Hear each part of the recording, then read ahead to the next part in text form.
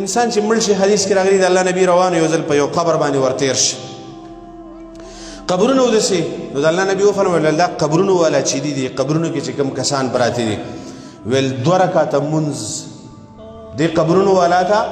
2 رکعاته منځ د ټولې دنیا نه غوره دی معنی دا رکه بل فرض دوی ته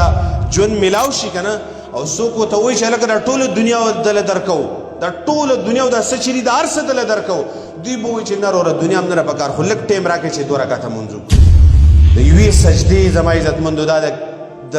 دا ګوره په یوه سجده به کامیاب او په یوه سجده به ناکامې کیدای شي چې یوه سجده د الله د کامیابۍ ذریعه وګرځي او کیدای شي چې په یوه سجده باندې ناکام شي په یوه نمبره باندې سړی پاس کیږي او پیل کیږي که نه دقه شانته کې زما عزتمندو کیدای شي چې په یوه سبحان الله باندې په یو الحمدلله باندې په یو رکعت منځ باندې په 2 رکعاته منځ او په یوه روژه باندې کیدای شي چې د کامیابۍ فیصله وشي او کیدای شي چې د ناکامۍ فیصله وشي بیا هغه ځای کې زما عزتمندو ډېر زیات افسوسونه دي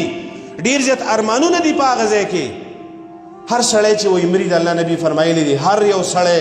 دا چې کله مري دا وایي ډېر زیات پښیمانۍ دا چې د مرګ دا مرحلې کله شروع شي که نه د ساه دا سلګۍ شروع شي د ساه د وتو دا مرحلې نو د الله نبي فرمایلی دي هر انسان دا به پښیمانۍ که مسلمان که کافري نو دا په دې باندې پښیمانۍ چې ایمان مې ولې نه راوړو ځکه چې دی خو ملایک ویني هغه ټایم کې که نه د دې یقین راشي چې دا خبرې حقې وي ملایک راشي د ده نه روح اخلي او چې کله یو مؤمن سړی دا په دې باندې پښیمانۍ چې لږ زیات مې ولې نه کوو کاش کې لږ زیات مې کړی وی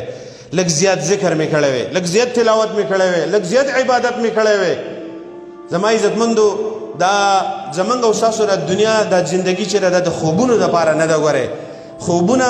او مزې او نعمتونه چې دي دا زما او ستا د مرګ نه بعد دي دا چې وایي کله قبر کې کېښودی شي دا مؤمن سړی که نه او د سوالونو دا جوابونه ورکي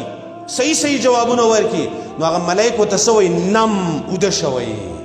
نم کنومت العروس داسې اوده شه لکه د ناوې په شان ناوې څوک راپاسوي د هغې په دنیا کې د ټولو نه محبوب ترین انسان د هغې خاوند یې راپاسوي نو دې مؤمن ته ویلی کېږي چې ته اوده شه تا به الله رب العالمین راپاسوي بیا قیامت ته او جنت ته به دې بیا راپاسوي هغه ځای کې به بیا خوبونه کوو